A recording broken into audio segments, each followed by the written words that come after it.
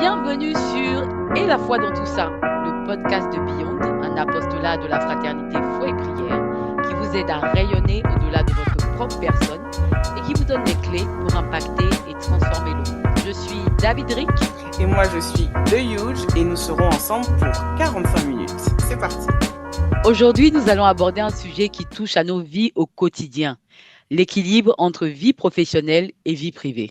David Rick, dans un monde où le travail peut souvent prendre le pas sur notre vie personnelle, il est facile de se sentir débordé, noyé, épuisé, totalement perdu. Mais en tant que croyants, nous savons que Dieu nous appelle à une vie harmonieuse où le travail, le repos, les relations, qu'elles soient familiales ou pas, coexistent dans la paix et la sérénité. Alors, dans cet épisode, nous découvrirons ce que la Bible dit sur le travail et le repos, pourquoi prendre soin de sa famille est une priorité divine, et puis comment discerner nos priorités pour aligner nos vies sur la volonté de Dieu. Alors, comme tu le disais, David Rick, on va commencer avec le travail, cette notion qui, peut-être avec le temps, a été déformée, mal interprétée à tort dans l'œil de l'homme avec un grand H.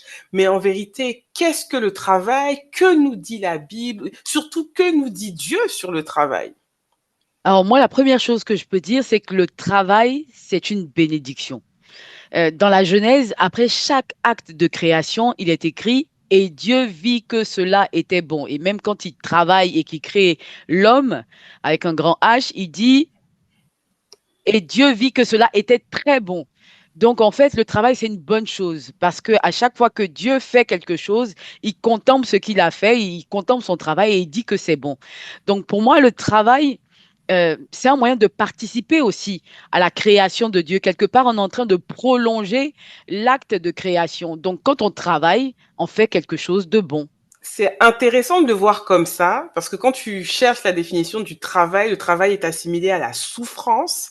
Le travail a un caractère punitif et je pense que je dirais pas qu'on nous élève comme ça, mais en tout cas, on baigne dans ce climat et dans cet environnement de dureté quand Mhm. on assimile au travail. Mais d'où ça viendrait? D'où ça vient? Enfin, si, je sais d'où ça vient. En fait, à quel moment on n'a pas compris la définition ou l'origine salutaire ou salvatrice du travail?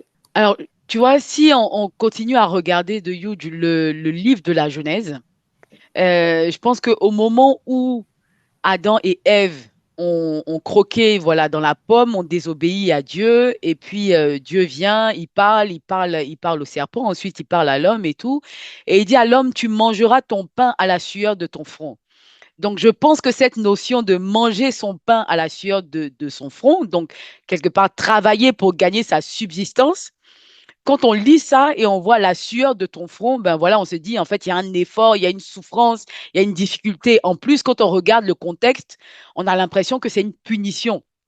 Mais en réalité, ce n'est pas une punition que Dieu donne. Ce qui se passe quand le Seigneur dit à Adam, tu mangeras ton pain à la sueur de ton front, il n'est pas en train de le punir. Il est en train simplement de déclarer une conséquence de la désobéissance. Si on se remet dans le contexte, Adam et Ève, ils ont été créés par Dieu. Ève est sortie de la côte de Dieu. Ils sont dans le jardin d'Éden. Ils s'y baladent. Ils ont à leur disposition les fruits, les animaux, etc. Ils dominent sur toute la création. Et Dieu leur demande seulement une chose, de ne pas toucher à l'arbre défendu. Le serpent arrive. C'est pas pour rien qu'on l'appelle le malin. Très rusé, il arrive, il leur dit alors, si vous mangez la pomme, vous serez comme des dieux, vous serez comme Dieu. Alors, eux, ils se disent, super, on a envie de devenir comme Dieu, qu'est-ce qu'ils font? Ils mangent la pomme. Erreur fatale, parce que déjà, ça, c'est une arnaque. Si on relit un peu les chapitres avant dans la Genèse, quand Dieu a créé l'homme, qu'est-ce qu'il dit? Il dit, faisons l'homme à notre image et à notre ressemblance. Donc, dès le départ, ils étaient déjà comme Dieu puisqu'ils ont été créés à l'image et à la ressemblance de Dieu. Mais ils se retrouvent devant le serpent et le serpent, en fait, il fait la plus grosse arnaque que le monde n'ait jamais connue.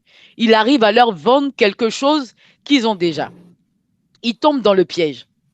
Et donc, ils tombent dans le piège et ils mangent la pomme. Et là, on dit, voilà, leurs yeux s'ouvrent et ils voient qu'ils sont nus. Ben, en fait, ce n'est pas une découverte, ils étaient déjà nus, ils se baladaient déjà. Euh, j'ai failli dire en costume d'Adam, dans le jardin d'Éden. Ils étaient déjà nus et ça n'avait aucune importance dans la présence de Dieu. Quand ils commettent ça et qu'ils vont se cacher, ils entendent la voix de Dieu, Dieu arrive, qu'est-ce qu'ils font? Ils se cachent et ils prennent quelque chose pour se couvrir. Et quand leur Dieu leur demande où ils sont, ils disent, oh, voilà, on t'a entendu, on a eu peur, on a vu qu'on était nus, on s'est caché. En réalité, enfin, faut pas pousser mémé dans les orties. Ils savaient bien qu'ils étaient nus. Ce qu'ils disent en fait en réalité à Dieu à ce moment-là, c'est, on a fait une bêtise, on a honte, on se cache. On a honte, on se cache. Et quand on a honte, on se cache, en fait, ils se coupent. La désobéissance les a coupés de la présence de Dieu. Et en étant coupés de la présence de Dieu, je ne sais pas si tu te rappelles, il y a un autre passage dans la Bible, je ne sais plus très bien où c'est, qui dit en fait qu'on ne peut pas voir Dieu en face et puis rester vivant. Donc en fait, la désobéissance, elle crée ça. Ça fait qu'ils ne peuvent plus rester en fait dans la présence de Dieu. À la limite, il n'y a même pas besoin de les chasser.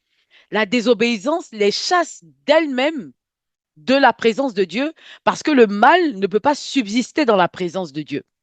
Et donc, ils se retrouvent en fait à ce moment-là et c'est à ce moment-là où, en fait, bah, qu'est-ce qui se passe? Vous étiez dans ma présence, vous aviez à disposition des fruits, des animaux, etc. Vous n'aviez rien à faire pour votre subsistance. Vous avez désobéi.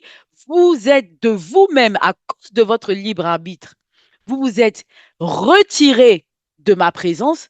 Bah, du coup, vous n'avez plus accès à ce qui était gratuit. Vous n'avez plus accès à ce qui était à votre disposition.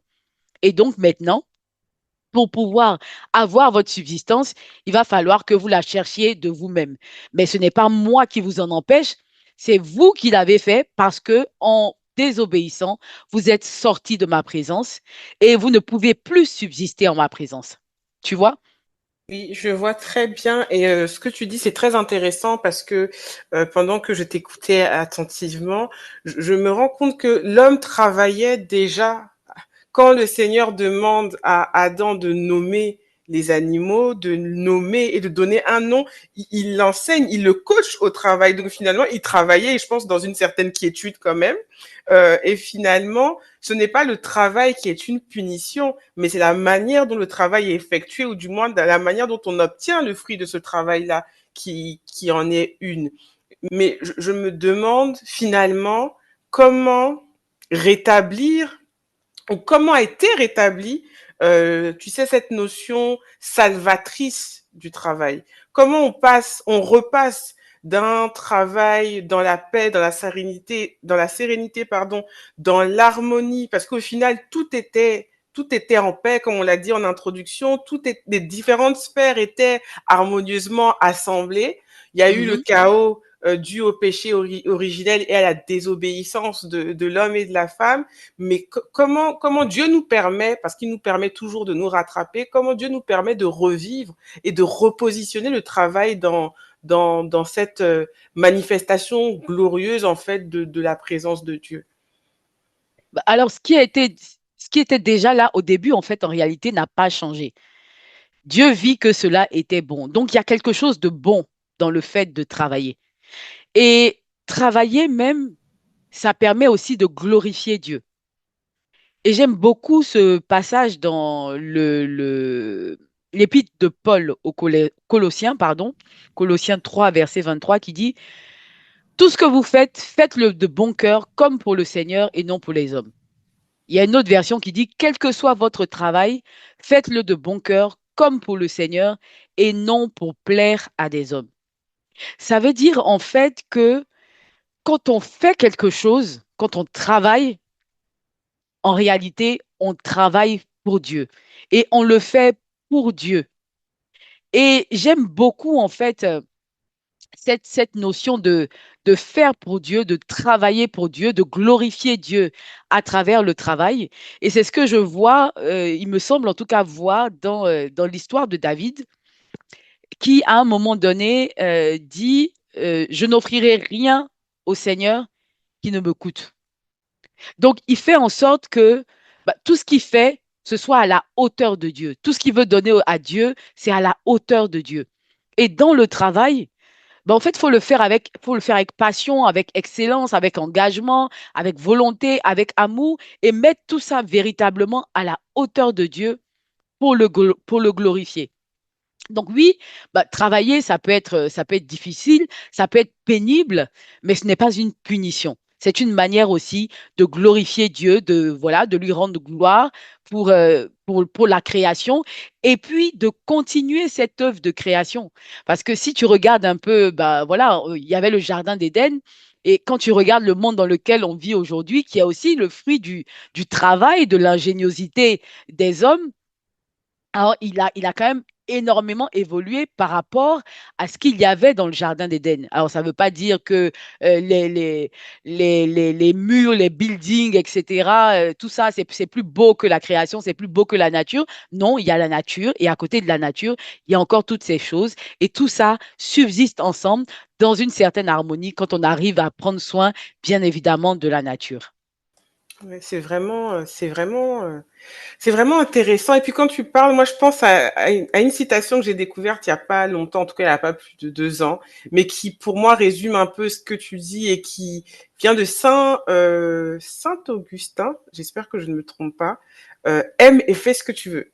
En fait, glorifier Dieu dans son travail, c'est aussi apprendre, je pense pour moi, hein, à aimer tout ce qu'on fait dans son travail. Le nombre de personnes qui n'aiment pas forcément ce qu'il fait, où il est, ce qu'il est en train de faire, mais et qui est en souffrance, parce que moi je pense que des fois le déséquilibre est dû aussi au fait qu'on ne se sent pas à sa place. C'est pas forcément la charge de travail ou les différentes activités, c'est aussi le fait de ne pas se sentir à sa place dans le travail dans lequel on est. Mais lorsque tu mets de l'amour dans Mhm. tout ce que tu entreprends, ben finalement, ça rééquilibre même ce que tu pouvais considérer comme une punition. Je ne dis pas que l'amour enlève la souffrance, ce serait très utopiste, très idéaliste, mais l'amour, quand on dit l'amour supporte tout, en 1 Corinthiens 13, l'amour Mhm. permet de supporter et de rééquilibrer ce qui pourrait nous faire souffrir ou nous alourdir, surtout lorsque l'on travaille. Moi, c'est Oui, oui.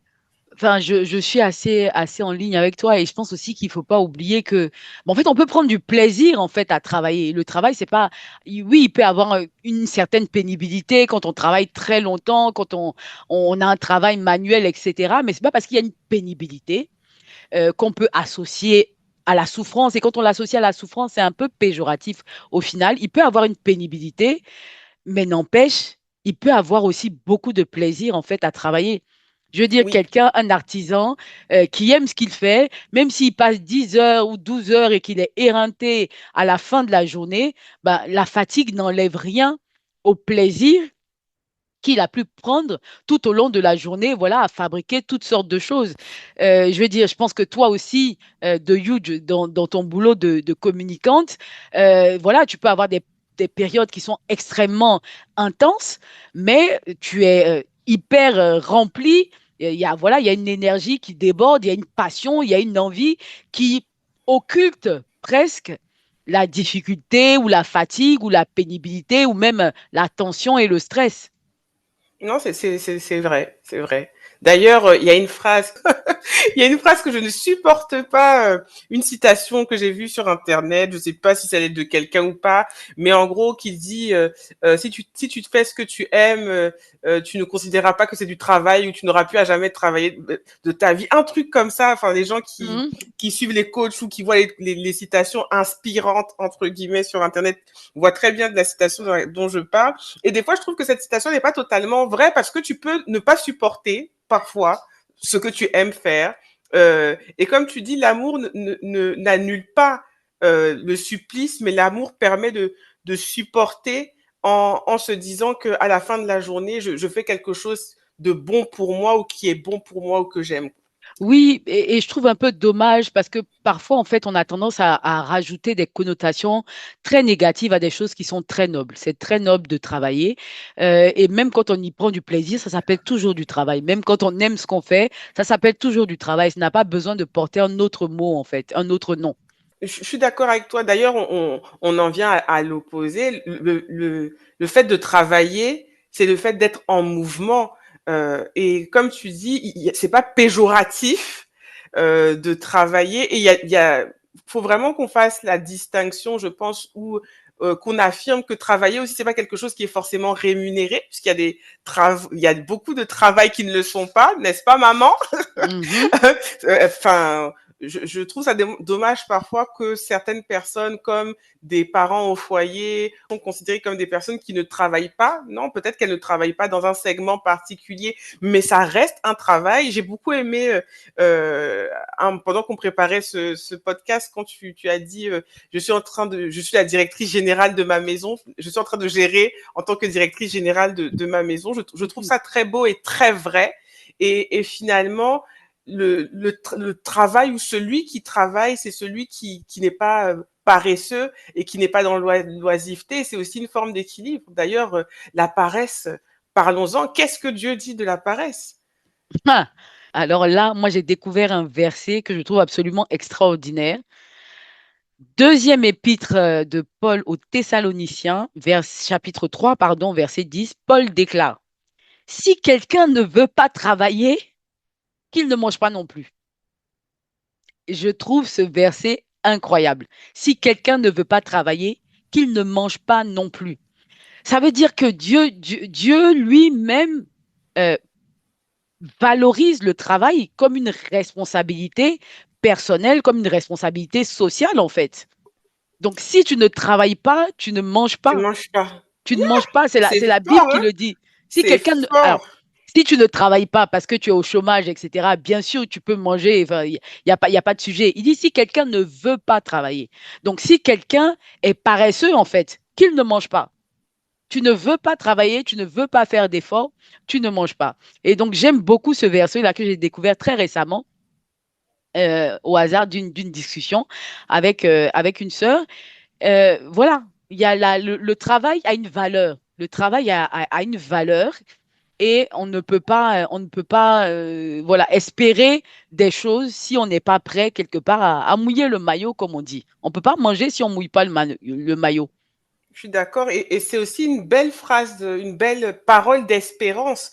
Bah, toutes ces personnes qui travaillent et parfois qui ont l'impression, ou à juste titre, de travailler trop et de ne pas récolter ou de ne pas récolter assez, Dieu nous fait une promesse. Si tu travailles, tu mangeras, en fait. Donc, tous les travaux que tu fais, tout le travail que tu abats, que ce soit à l'instant T ou plus tard, sont un gage du Seigneur de te dire que tu mangeras. Tu ne mourras pas de faim. Donc, c'est vraiment important de le dire et de le répéter aux personnes qui nous écouteront. C'est une promesse que Dieu nous fait de Amen. manger à la sueur de notre front et de manger parce qu'on a travaillé. Et c'est aussi, je crois qu'il y a un autre endroit dans la Bible qui dit que tout ouvrier mérite son salaire. Et c'est vraiment une promesse à laquelle il faut s'accrocher dans un monde où on nous répète que c'est la crise, qu'il faut travailler plus pour gagner moins. Mais nous, on a un Dieu qui nous fait une promesse contraire.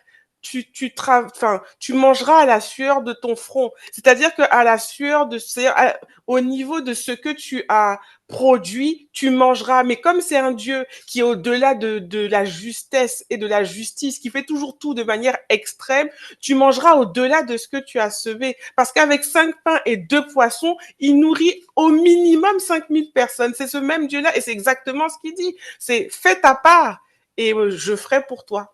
Voilà, Exactement. excusez-moi, je me suis un peu. Elle s'est enflammée. The Huge Oui, s'est enflammé.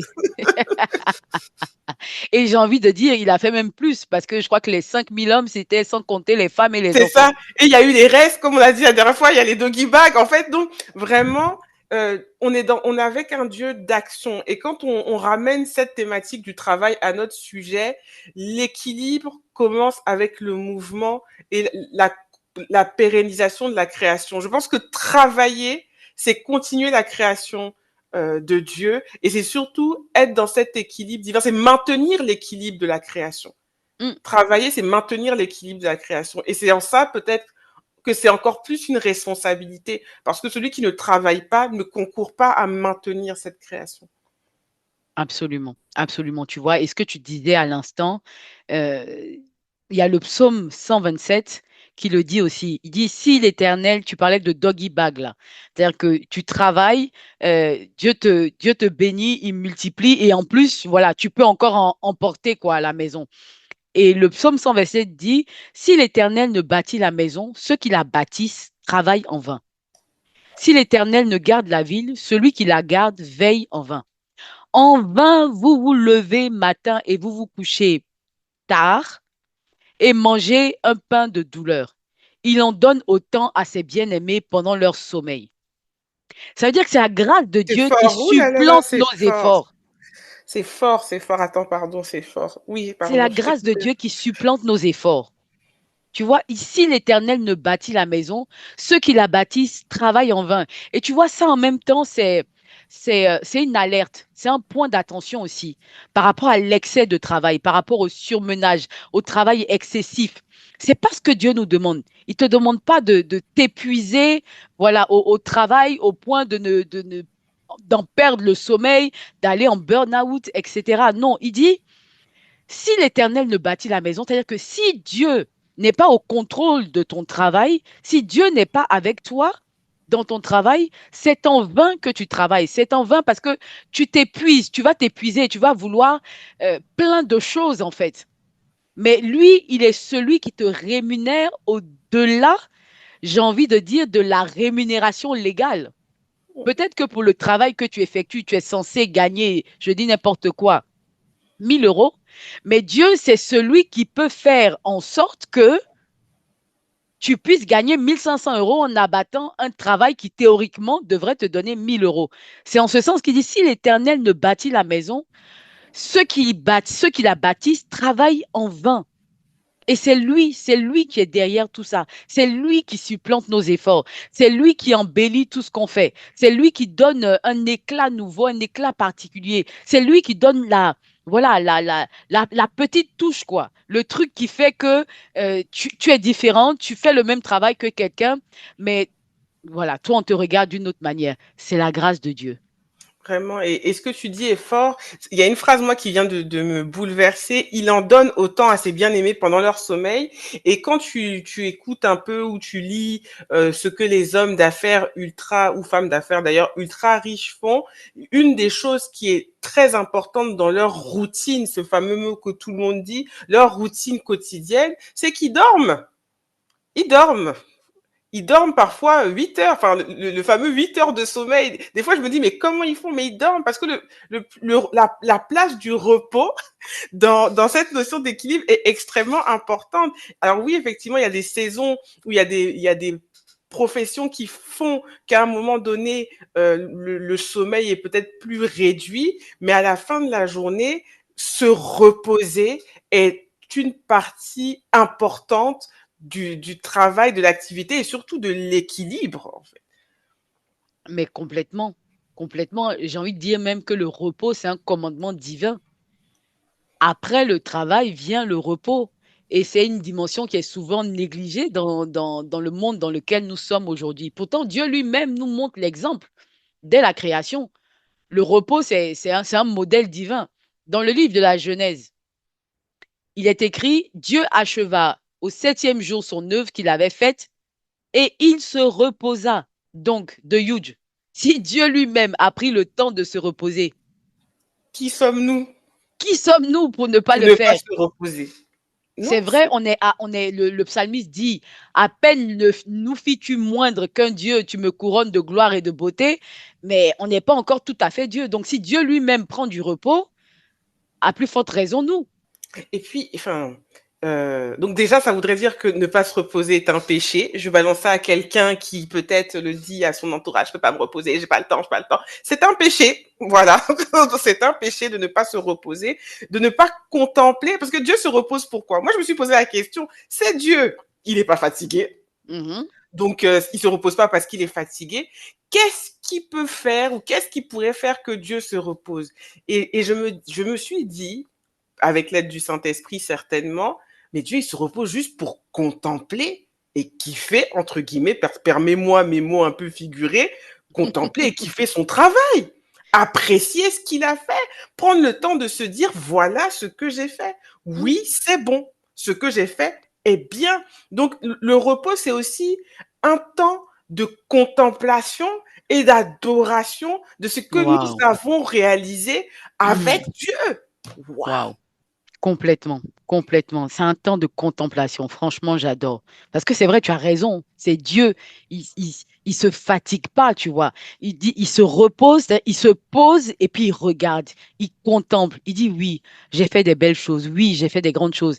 Et c'est vrai que nous-mêmes, ça nous ferait du bien de nous arrêter et puis de contempler ce qu'on a fait toute la semaine. Pourquoi est-ce qu'on devrait travailler 7 jours sur 7? À un moment donné, il y a le week-end, tu t'arrêtes et puis tu contemples, tu fais le point sur tout ce que tu as réalisé. Et je pense que parfois, on est déprimé dans notre vie, on a l'impression qu'on ne s'en sort pas, mais parce qu'on ne mesure pas suffisamment ce qu'on a réalisé, en fait, au fil du temps, au fil des jours, au fil des années. On est tellement dans une course effrénée qu'on ne se rend pas compte que, waouh, il y a quand même un énorme travail qui a été abattu. Donc oui, tu peux contempler, fais comme Dieu. Le 7e jour, repose-toi et contemple, contemple ce que tu as fait.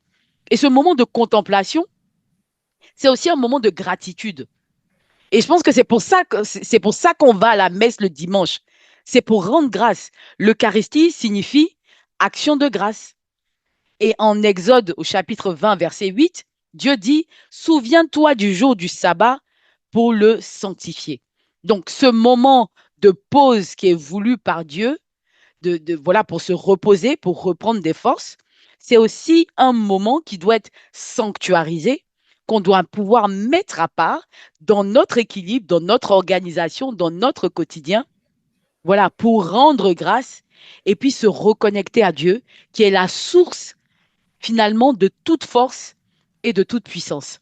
Et tu vois, au moment où on parle, j'espère vraiment que les auditeurs du podcast auront la pleine mesure de l'importance du repos, que ça va parler à quelqu'un qui a besoin de se reposer, qui a besoin d'entendre Jésus qui encourage au repos, comme il le dit en Marc 6, verset 31.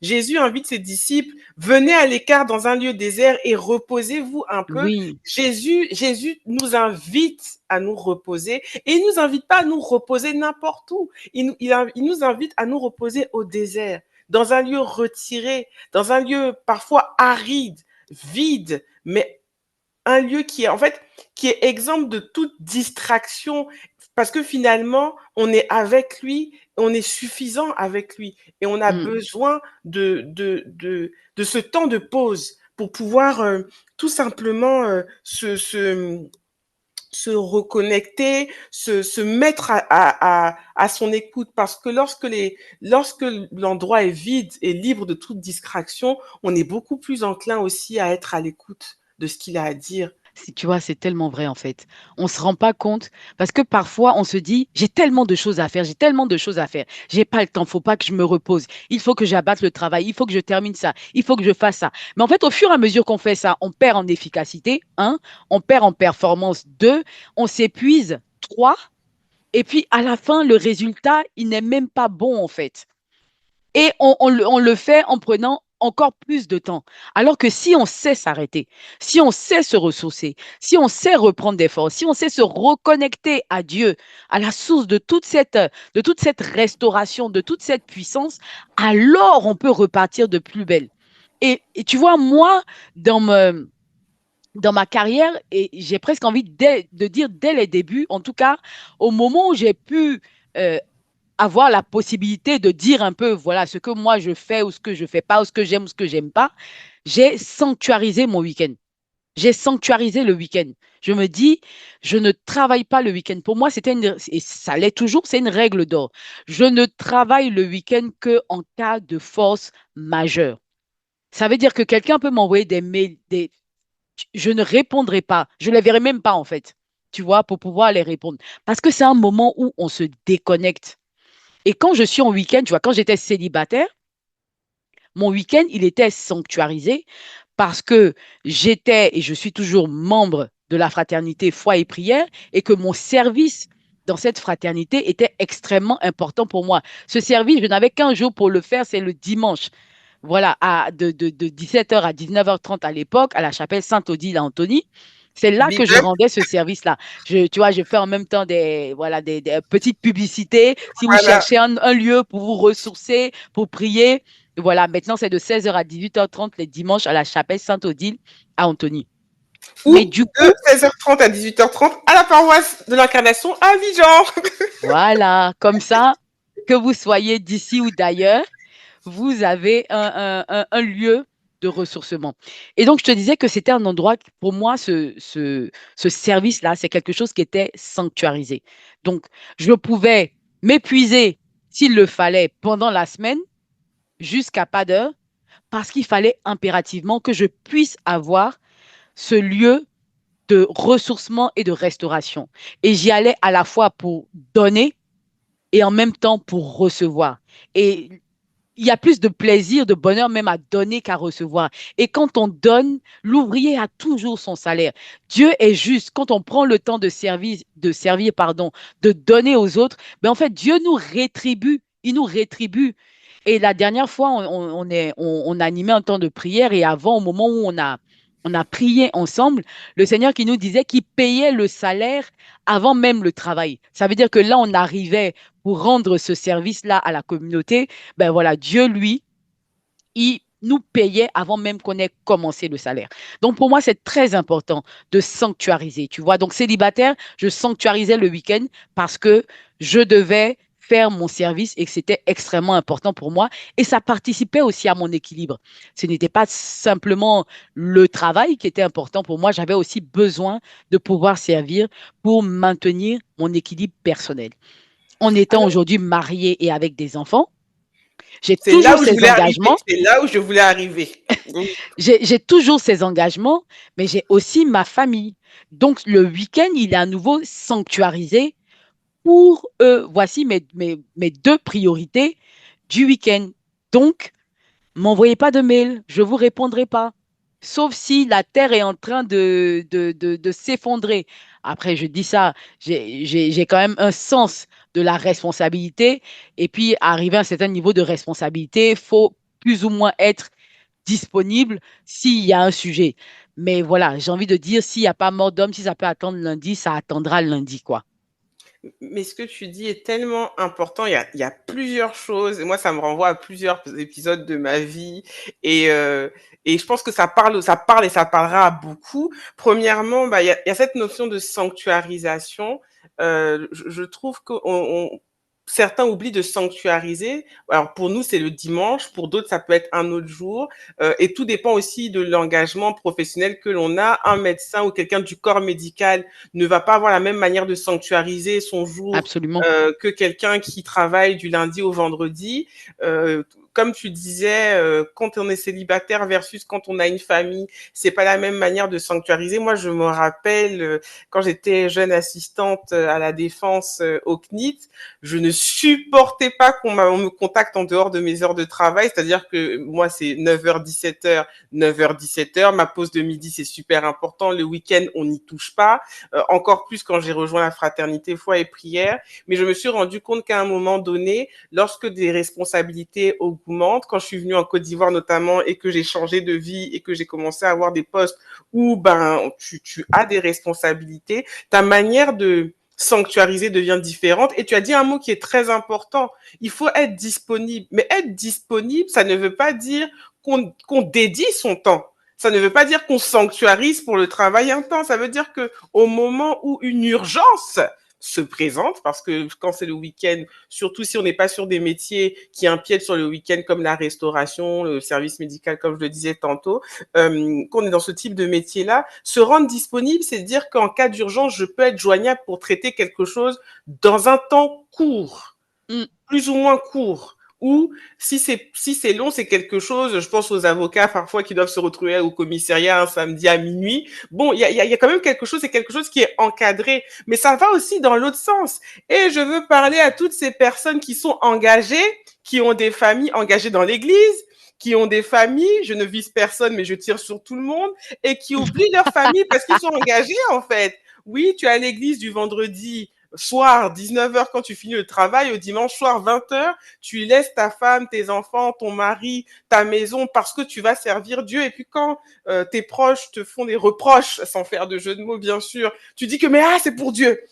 Mais qu'est-ce que Dieu dit sur la Mm, famille? À qui mm, es-tu engagé en premier? Et comment tu honores et glorifies Dieu dans la gestion de ta famille? Souvent, vraiment, la famille souffre un peu, les proches souffrent un peu, la famille, et quand je parle de la famille, je parle vraiment de la famille nucléaire, ceux qui partagent ta maison. Et mhm, ça peut être intéressant de parler de l'équilibre et de la notion d'équilibre dans le cercle familial.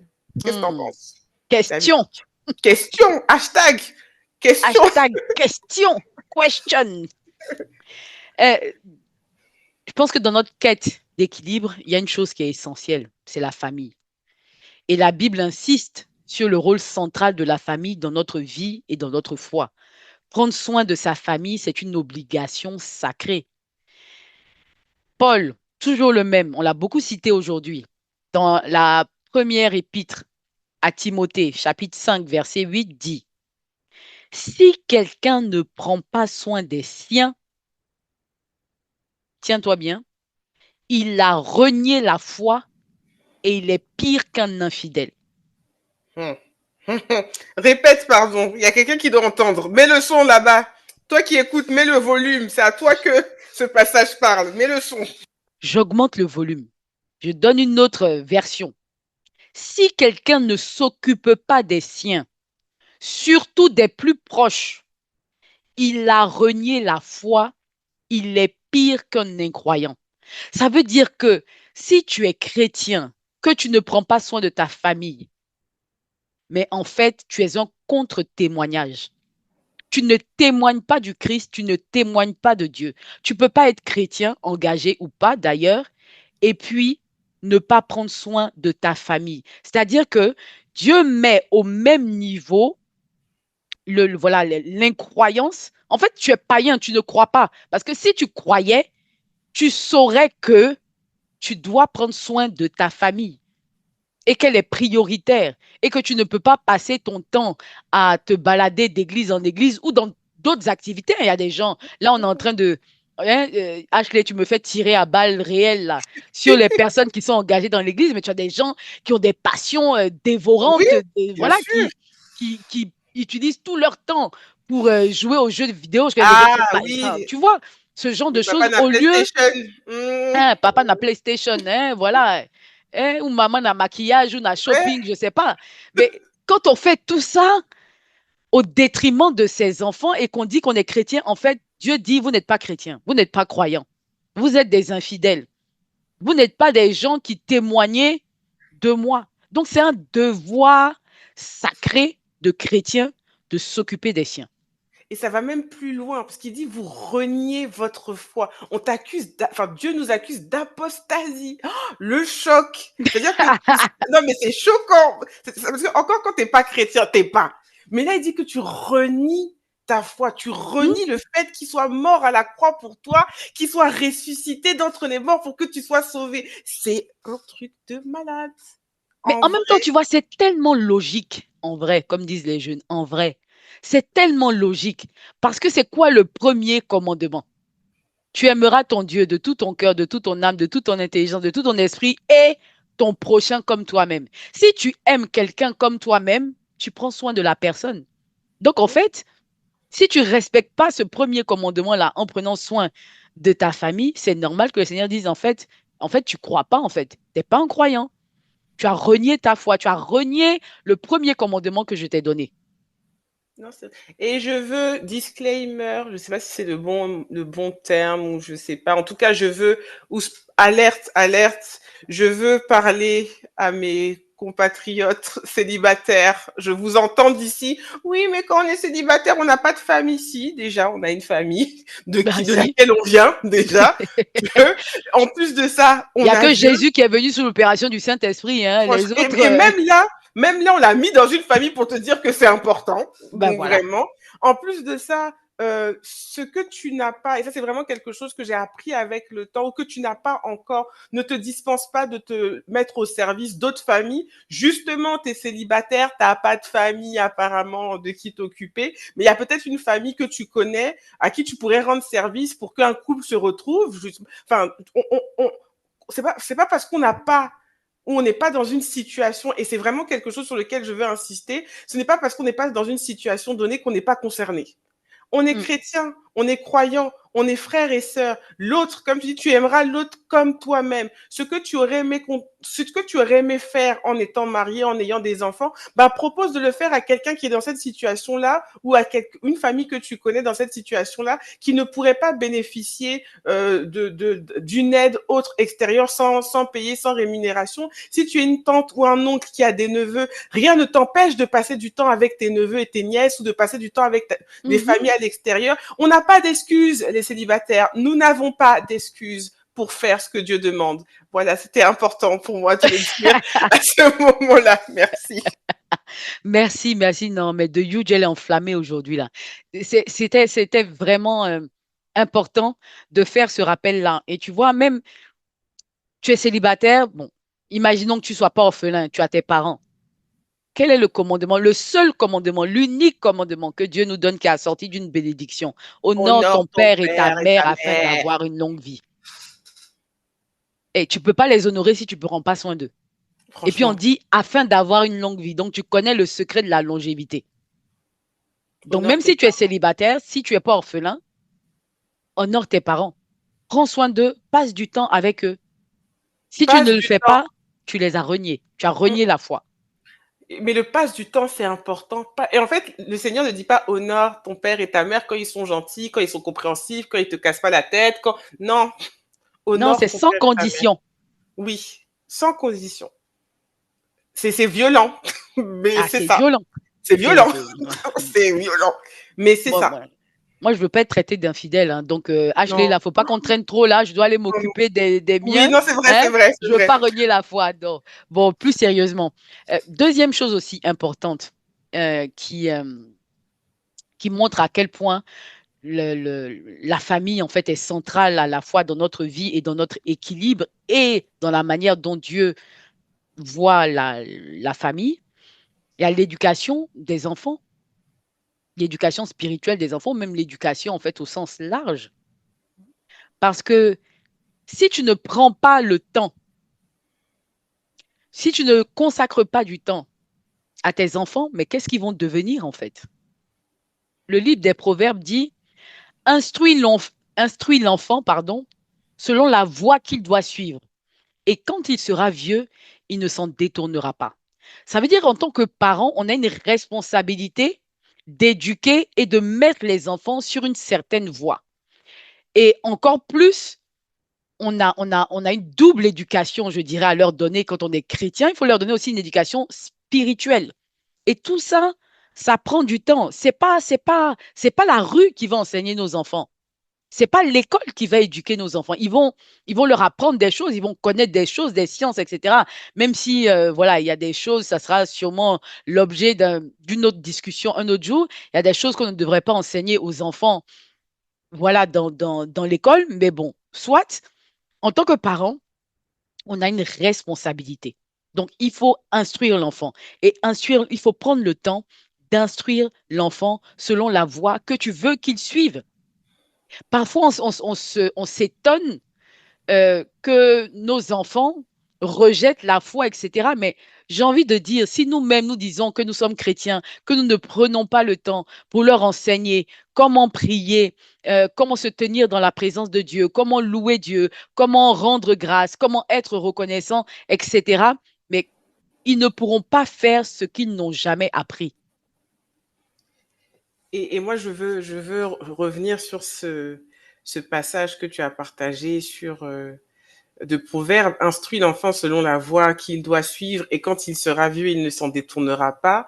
Bon, ça, moi j'ai toujours des teasers pour les épisodes suivants, mais moi, à un moment de ma vie, j'ai pas été chrétienne à 100% toute ma vie. Donc, je pense qu'autour de 2007, je suis devenue musulmane. J'ai eu à faire mon témoignage à la fraternité une fois. Je l'ai été pendant 4 ans. Et vraiment, long story short, comme diraient les anglophones, je pense que j'ai rencontré Jésus dans l'islam. Ça peut être très particulier, mais je pense que Dieu utilise tout pour se montrer et nous montrer qui il est. Mais à la fin de la journée, je suis revenue à l'église parce que j'ai été élevée par des parents catholiques, dont une maman qui a toujours été catholique, qui ne se détourne pas de l'église catholique et qui n'a pas cessé en fait de me montrer la voie. Et bizarrement aussi incroyable que ça pouvait être pour moi, c'est-à-dire elle l'a fait avec une douceur et une pédagogie comme Marie sait le faire. C'est-à-dire que je pense que si elle avait été la maman que je connais, que j'ai eu l'habitude d'avoir, parce que j'avais 20 ans à l'époque, je pense, que j'ai eu l'habitude d'avoir et qui pouvait être assez directive sur certaines choses, sur ce cheminement-là, elle a fait totalement confiance à Dieu parce qu'elle savait que l'éducation qu'elle m'avait donnée, surtout l'éducation en termes de foi et l'éducation spirituelle qu'elle m'avait donnée, était assez solide pour qu'au moment où j'entende la voix de Dieu, je puisse la reconnaître et repartir sur le chemin de l'Église. Donc, voilà. Amen. Je dis un grand Amen. Et tu vois, c'est pas pour rien en fait que le psalmiste dit ta femme est comme une vigne féconde dans l'intérieur de ta maison. Tu vois, et c'est l'exemple même de ce que tu étais en train de nous expliquer pour ta maman. C'est une vigne féconde. Elle est allée te chercher, elle t'a rattrapé. Voilà, tu vois, donc franchement, c'est magnifique, quoi. Si on ne prend pas le temps pour ses enfants, ben en fait, on peut passer à côté de quelque chose. Et ce que tu dis, c'est fort. Et ce que tu viens de dire sur la place de la femme, ou même enfin, sur ce verset du psaume, on se rend compte, ou je me suis rendu compte, en réfléchissant, en méditant, en préparant ce podcast et la conférence qui faisait référence il y a quelques semaines, l'équilibre est aussi déterminé par la personne que tu choisis de mettre dans ta maison. Hmm. Parce que quand tu Augmente le fais le volume. choix, oui, quand tu fais le choix toujours un peu trop de ton cœur, on ne sait pas où il s'en va là. Ça peut être très compliqué. Il faut savoir que l'équilibre dépend de la personne aussi que tu choisis pour cheminer sur cette terre et toute ta vie. Hmm. Là, on parle d'une femme qui est comme une vigne féconde dans l'intérieur de ta maison. Mais en fait, c'est-à-dire qu'il y a une place centrale dans le choix. Et là, c'est la femme, mais ça pourrait très bien être une référence aussi à l'homme que nous, on accepte d'épouser en tant que Tout femme. Mes à fait. sœurs célibataires, concentrons-nous en classe. Hmm. Savoir qui on choisit, avec qui on décide de cheminer, avec qui notre union nous permettra de faire cet équilibre qui est Dieu. La Bible nous dit en Genèse, homme et femme, il les créa. Et c'est le homme et femme qui fait l'image de Dieu. Donc, avec quel alter ego tu vas être en relation, en union, pour créer un équilibre tel que cet équilibre soit le visage de Dieu. Parce que finalement, on se met en relation avec des gens en fonction de certains critères, tout aussi nobles ou valables. Mais est-ce que ces critères sont l'équilibre qui te permet d'être le visage de Dieu? Tu peux avoir les mêmes ingrédients, faire une recette et ça ne sort absolument pas pareil parce qu'il y a un déséquilibre dans le choix des aliments ou dans la mesure de ce que tu mets pour que cette recette réussisse. Hmm. Donc ça, c'est quelque chose d'important, je pense. Le choix et la personne qui constitue cette famille. Mais ça, c'est clair. Et pour reprendre les mots d'un ancien président ivoirien, quand on t'envoie, il faut savoir Ça t'envoyer. va Il faut, t'envoyer. faut savoir choisir, en fait, le choix du conjoint, la personne avec laquelle on va partager sa vie, est assez déterminant. Et, euh, et si on ne fait pas attention, en fait, on peut se retrouver coincé avec quelqu'un, en fait, qui ne va pas nous tirer vers le haut, qui ne va pas nous aider à atteindre nos objectifs et qui ne va pas, quelqu'un avec lequel on n'a peut-être pas la même vision et qui ne va pas nous aider à déterminer un équilibre à la fois personnel et familial. Donc ça, c'est extrêmement important. C'est un enjeu majeur, hein. J'ai envie de dire encore plus pour nous chrétiens, parce que quand on se marie, en tout cas chrétien catholique, Until death do us part. Ça veut dire jusqu'à ce que la mort nous sépare. Donc, c'est pas pour. On ne part pas en se disant que si ça fonctionne pas, on va divorcer. On part en se disant que c'est jusqu'à ce que la mort nous sépare. Donc, ça veut dire qu'il faut y mettre beaucoup d'engagement. Et j'ai envie de dire, ça peut devenir très compliqué si on a quelqu'un avec qui on est, qui, voilà, n'est pas aligné avec ça, en fait. Donc, parfois, on peut aussi essayer de se simplifier un peu la vie en optimisant ou rationalisant ou priorisant nos critères de sélection de notre conjoint, si je puis dire. Parce qu'il y a des Non, c'est critères qui devraient arriver en fait en haut de la liste. Le beau, musclé, riche, voilà, ça peut être un petit peu en bas. Parce que c'est pas avec ça qu'on aligne une vie.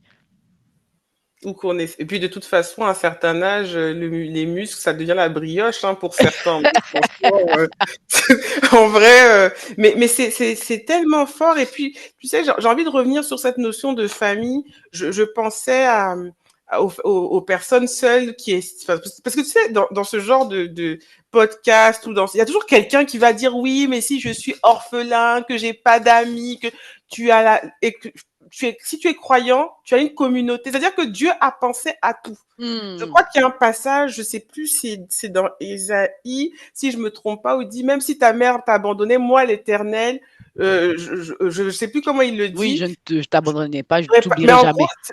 je t'oublierai jamais. C'est ça, Dieu a pensé à tout. On a un Dieu qui a pensé à tout. Tu n'as pas de famille, tu as une famille spirituelle. Tu n'as pas de famille spirituelle, si tu es croyant, tu as une paroisse, tu as une mosquée, tu as un temple, tu as quelque part où il y a des gens. Si tu vis seul dans un désert, sans connexion Internet, ce qui m'étonnerait, tu n'entendrais pas ce que je suis en train de dire. Donc si déjà tu entends ce que je suis en train de dire, c'est que tu as une communauté virtuelle qui peut exister. Dieu, il a pensé à tout. Et c'est Hmm. cette famille-là qu'il faut avoir aussi comme définition. Si tu n'as pas de famille, ce qui pourrait arriver pour plusieurs raisons, et même parfois parce que tu t'es coupé des siens pour plusieurs autres raisons, mais vraiment, j'aimerais dire que je prie pour que le Seigneur vienne restaurer et équilibrer tes liens à l'écoute de ce message. Ben, Dieu a Amen. pensé à tout. Il a pensé à une famille en Christ pour toi. Et j'ai même envie de dire, notre podcast est tellement large qu'il a pensé à une famille qui te correspond. C'est Benoît XVI qui disait à un journaliste qui a voulu le piéger en disant, est-ce que la religion catholique est la seule religion qui mène à Dieu? Il a dit, il y a autant de chemins qui mènent à Dieu que de personnes sur terre. Donc j'ai envie de dire, il y a autant de possibilités d'être en famille et d'être équilibré qu'il y a de personnes Hmm. sur terre. Voilà. Et du coup, ça me ramène aussi à cette question du discernement, pour revenir à notre sujet de choix, de réflexion, du discernement. Trouver l'équilibre, c'est aussi discerner le temps, le moment, les circonstances pour faire, pour ne pas faire, pour défaire, pour refaire les choses. Et puis, faire ou quoi, c'est quoi le truc là? Faire ou défaire, c'est toujours faire. Oui, en Euh, vrai. En vrai, l'équilibre entre vie privée et vie professionnelle, c'est pas une formule magique, hein, c'est vraiment pour moi une question de discernement et de priorité. Et la Bible est un livre dans lequel il y a une grande sagesse. Quand tu prends l'Ecclésiaste dit, il y a un temps pour tout, un temps pour toute chose sous les cieux. Il y a un temps pour donner la vie et un temps pour mourir, un temps pour planter, un temps pour arracher, un temps pour tuer, un temps pour guérir, un temps pour détruire, un temps pour construire, un temps pour pleurer, un temps pour rire. Ça veut dire qu'il y a un temps pour travailler, il y a un temps pour se reposer. Il y a un temps pour s'investir à fond dans son travail et puis il y a un temps pour arrêter de s'investir à fond et passer plus de temps avec sa famille. Il y a un temps pour passer plus de temps avec sa famille et puis un temps pour lever un peu le pied sur le travail ou sur d'autres activités extra-professionnelles. Il y a un temps pour tout. Et il faut être en capacité, être suffisamment à l'écoute, je dirais, de la vie, des temps. Il faut discerner les signes des temps, des circonstances, des situations, être suffisamment à l'écoute de Dieu pour pouvoir discerner ces moments-là. Qu'est-ce que je fais à ce moment-là? À quelle période, dans quelle période de ma vie je suis? Elle correspond à quoi cette période de ma vie dans laquelle je suis? Quelles devraient être mes priorités? Comment est-ce que je devrais construire mon équilibre? Je veux dire, un célibataire ne peut pas construire son équilibre de la même manière qu'une personne qui est mariée et inversement. Et même à l'intérieur, j'ai envie de dire, dans la même population, en fonction de notre histoire, de nos circonstances, de notre travail, de nos engagements, etc., l'équilibre est différent. Et il faut pouvoir faire une introspection, se regarder soi-même et en même temps regarder ce qu'il y a autour pour pouvoir voilà, savoir quoi faire à quel moment. C'est ça aussi qui donne l'équilibre. Non, c'est vrai. Et j'ai envie de dire, c'est aussi important pour les personnes qui ont des rôles d'encadrement, quel que soit le type d'organisation, qu'elle soit professionnelle ou pas, d'avoir cela en tête parce qu'on ne peut pas exiger les mêmes choses d'une personne dans une cellule familiale mariée avec des enfants que d'une personne célibataire avec... C'est-à-dire qu'il y a vraiment une notion aussi de discernement dans la manière dont on aborde les gens et dont on les sollicite. Parce que Mhm. l'équilibre à la fin de la journée, c'est pas du 50-50, c'est pas de lundi à mercredi, je fais le travail, de mercredi à vendredi, je fais pour Dieu et dimanche, je me repose. Non, c'est vraiment l'organisation générale de la vie qui s'équilibre et qui s'harmonise. Et quand tu partages il y a un temps pour tout, que j'ai découvert biblique très récemment, parce qu'on se rend pas compte que Dieu est partout, on dit des citations, on les entend, on dit j'ai entendu, ben non, c'est dans la Bible, voilà, là c'est Ecclésiaste 3:1, donc pour toutes les personnes qui le savaient pas, c'est biblique, d'accord. Il y a un épisode qui m'a frappé, auquel j'avais jamais pensé sous la notion de l'équilibre, mais qui est venu comme une révélation, c'est l'épisode de Marthe et Marie. Donc pour ceux Mm. qui connaissent ou qui connaissent pas cet épisode, c'est en Luc 10, 38 et 42. Pour la faire courte et sans le relire là, Jésus est invité chez Marthe et Marie qui sont les sœurs de Lazare. Marthe s'affaire parce qu'elle veut accueillir Jésus dignement selon son rang et Marie est assise à ses pieds à l'écouter. Marthe semble agacée et elle dit en gros mais le Seigneur elle dit, pardon Seigneur, cela ne te fait rien que ma sœur me laisse servir toute seule. Dis-lui donc de m'aider. Mais le Seigneur lui répondit, Marthe, Marthe, tu te soucies et t'agites pour beaucoup de choses.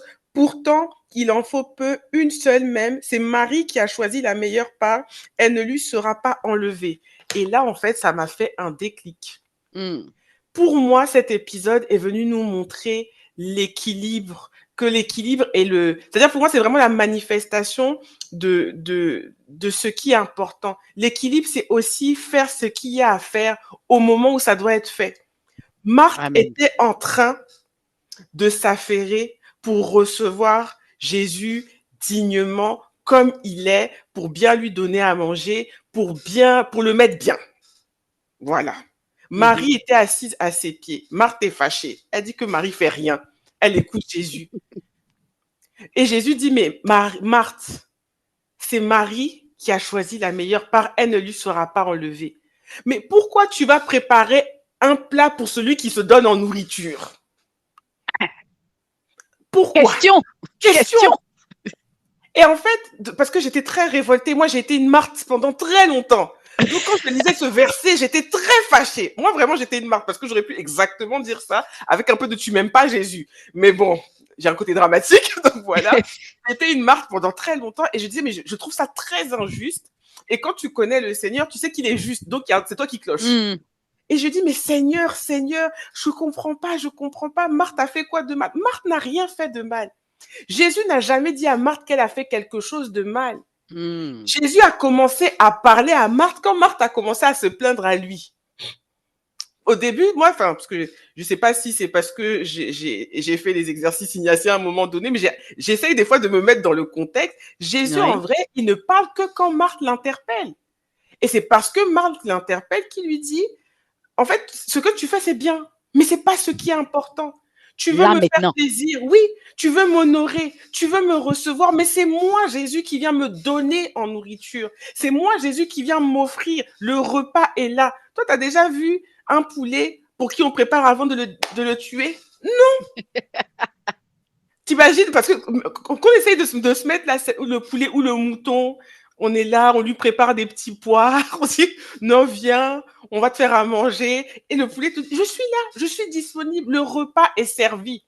Pourquoi tu prépares pour moi? Et pourquoi Marie est à la meilleure part? Parce que, et la part, elle fait vraiment référence à la nourriture. Marie est assise au pied du maître. Oui. Elle écoute.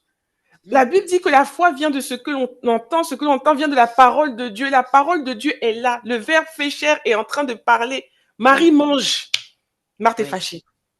ouais. L'équilibre de faire Ouais. les choses à l'instant, au moment. Mm. Elle était en train de rater le festin. Parce que c'est la Exactement. même bouche. Je ne sais Wow. pas à quel moment on est dans la Bible. Faudrait que je regarde. Mais je ne sais pas si c'est. Je pense que c'est avant la mort de Lazare. Mais c'est cette bouche-là qui réveille Lazare. C'est lui. C'est le même. Mm. Et le Mm. Seigneur sait ça. Il sait ce Amen. qu'il a fait ou ce qu'il va faire. Et il est vraiment l'essentiel. Donc quand le dimanche, alors que tu peux aller à la messe ou le vendredi pour nos frères musulmans qui écoutent ou le samedi pour nos frères juifs, tu peux être dans la présence de Dieu et que tu dis que tu n'as pas le temps. Tu n'as pas le temps. En général, c'est plus nous les chrétiens qui avons ce genre d'excuses en vrai. Hein. Enfin, not offense, sans vouloir vexer quelqu'un. Les autres, ils sont un peu plus concentrés en classe quand même. Et tu dis que tu n'as pas le temps parce que tu veux t'occuper de ta famille. Parce que tu sais, David Rick, on aime bien qu'on ne veut pas trop aller rencontrer Dieu, utiliser ses arguments contre lui-même. Oh Seigneur, Mm. je m'occupe de ma famille. Tu veux t'occuper de ta famille. Il y a un temps pour tout. Et il y a un temps pour être assis au pied du maître ou être à la table avec le festin qui se donne en nourriture. Et ça, c'est vraiment discerner le temps. Est-ce dans Oui. quel moment tu es? Est-ce que tu es là pour servir Dieu ou est-ce que tu es là pour être servi par lui? Et Mm. c'est pour ça qu'il dit à Marthe, en fait, tu n'as pas la meilleure part. Parce que moi, je veux te servir. Tu Mm. n'es pas à ta place. Hein. Tu n'es pas là où je t'attends, en fait. Tu as mal discerné le moment. Tu vois, là, c'est pas le moment de faire la cuisine. C'est le moment de s'asseoir, de se mettre au pied du maître et puis d'écouter. Et c'est la même chose dans nos vies tous les jours. Est-ce qu'on arrive à distinguer le moment? Des fois, on a nos familles qui sont en train de, voilà, de nous appeler au secours. On voit des enfants qui commencent à avoir des comportements bizarres, etc. et tout. Et on se demande, mais qu'est-ce qui se passe? Mais en fait, voilà, tu as raté le moment. Tu as raté le moment parce que c'est le moment de prendre du temps pour les enfants, peut-être. C'est le moment de prendre du temps, peut-être, pour tes parents. Mais toi, tu rates le moment parce que tu es en train de travailler ou tu es en train de faire autre chose, une autre activité extra-professionnelle, peu importe. C'est comprendre le moment, discerner le moment. C'est extrêmement important. Sinon, on passe à côté de quelque chose et en fait, on met à mal complètement notre équilibre. Il faut arrêter de voir l'équilibre comme simplement une question d'organisation. C'est aussi une question de priorité, de discernement du moment, d'être, comme tu l'as dit, là, à l'endroit où il faut être, au moment où il faut l'être. Non, c'est fort. Puis, tu sais, je pense aussi alors, je sais pas si c'est le cas de tout le monde, mais sans vouloir, vraiment, j'ai l'impression de tirer à balles réelles sur les gens aujourd'hui. Mais c'est pas toujours les attaques. Quand ton mari, ta femme ou tes parents te disent que on te voit pas parce que tu es toujours à la prière, c'est pas forcément quelqu'un qui est en train de t'attaquer. Mm. C'est pas forcément l'ennemi qui utilise tes parents, ton mari, tes frères et sœurs, tes collègues, qui tu veux, pour t'attaquer. Parfois, c'est Dieu qui t'alerte Mm. sur la position. C'est Dieu qui te dit, Marthe, calme-toi, tu es en train de faire ta Marthe. Oui, Parce qu'à ce oui. moment-là, il y a quelqu'un qui a besoin de toi. Je suis dans ton parent qui se plaint.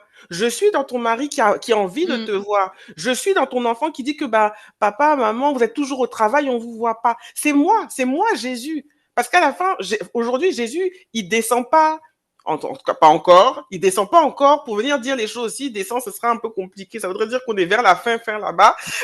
Mais aujourd'hui, il passe à travers l'autre pour t'alerter. Mm. Parce que Dieu nous aime tellement qu'il nous envoie systématiquement Jésus à travers n'importe qui pour nous dire que c'est pas le bon moment, tu n'es pas à la bonne place, tu n'es pas en train de bénéficier de la grâce. La part du Seigneur, c'est Dieu quand même qui nous interpelle sur la grâce que c'est. L'équilibre, c'est recevoir aussi cette part que le Seigneur nous a promis. Amen. Amen. Et tu vois, c'est vraiment, je pense, le Saint-Esprit qui nous aide à discerner, qui nous aide à lire les saisons de notre vie, qui nous aide à comprendre ce qui est en jeu, ce qui est en train de se passer en ce moment dans nos vies et à pouvoir bâtir, je dirais, l'organisation ou l'équilibre qu'il faut afin de pouvoir traverser, voilà, cette saison-là et que la saison dans laquelle on est, elle porte du fruit. Donc, ma prière à la fin de ce podcast, c'est vraiment que toutes les personnes qui sont en quête d'un équilibre, voilà, faites cette prière. Demandez au Saint-Esprit. Le Saint-Esprit, c'est une personne complètement sous-exploitée, voire même inexploitée par la plupart des chrétiens. Il est l'esprit qui planait au commencement au-dessus des eaux. C'est par lui que tout a été fait. La Bible dit, qui connaît Dieu si ce n'est l'Esprit de Dieu? C'est lui qui connaît les murmures et les pensées de Dieu. C'est lui qui voit, il sait toutes choses. Donc, utilisons-le à foison pour nous éclairer, pour nous guider, pour bâtir cet équilibre dont nous avons tous besoin. Nous sommes uniques, différents. Nous avons certes été faits chacun à l'image, à la ressemblance de Dieu, mais nous sommes uniques aux yeux de Dieu. Chacun doit bâtir son propre équilibre et je crois que c'est avec l'aide du Saint-Esprit, dans la prière, qu'on reçoit l'éclairage de quoi faire, comment le faire, à quel moment le faire et pour qui le faire. Amen. Et vraiment, c'est tellement fort ce que tu dis. Et c'est tellement, en fait, je trouve ça très intéressant de laisser nos auditeurs avec cette prière et aussi un petit exercice. Euh, Quels sont dans ma vie les lieux pour lesquels je dois consacrer plus de temps à Dieu, plus de temps à ma famille, plus de temps aux autres? Et puis aussi, quels sont les ajustements, les actions que je dois faire pour que ma vie soit alignée avec les vraies priorités, avec l'aide du Saint-Esprit toujours, parce que finalement, c'est lui qui nous convainc euh, de toutes choses. Mhm. Et je pense que c'est important, en cette fin d'année, en plus, parce qu'on est le dernier vendredi de l'année, dernier vendredi 2024, qu'on puisse rentrer sereinement en 2025, qu'on puisse avoir de vraies résolutions et des vraies révolutions. Voilà. Amen. Résolution et révolution. Merci beaucoup de Huge. C'était un véritable plaisir de passer ce moment avec toi. Donc, pour tous nos auditeurs, petit rappel, l'équilibre vie privée, vie professionnelle, c'est un chemin que nous pouvons parcourir avec Dieu. Le travail, c'est une bénédiction, mais il ne doit pas nous éloigner de notre famille ou de ceux qu'on aime, ou même de notre relation avec lui. Donc, merci à tous d'avoir été avec nous aujourd'hui. On vous donne rendez-vous en 2025 pour le prochain épisode de Et la foi dans tout ça. Merci David Rick, toujours un plaisir d'échanger chaleureusement, là c'était le feu aujourd'hui avec toi. Dans ce temps de repos avant la nouvelle année, Dieu puisse nous guider dans cette quête d'équilibre. Que Dieu vous bénisse, que Dieu te bénisse. Amen.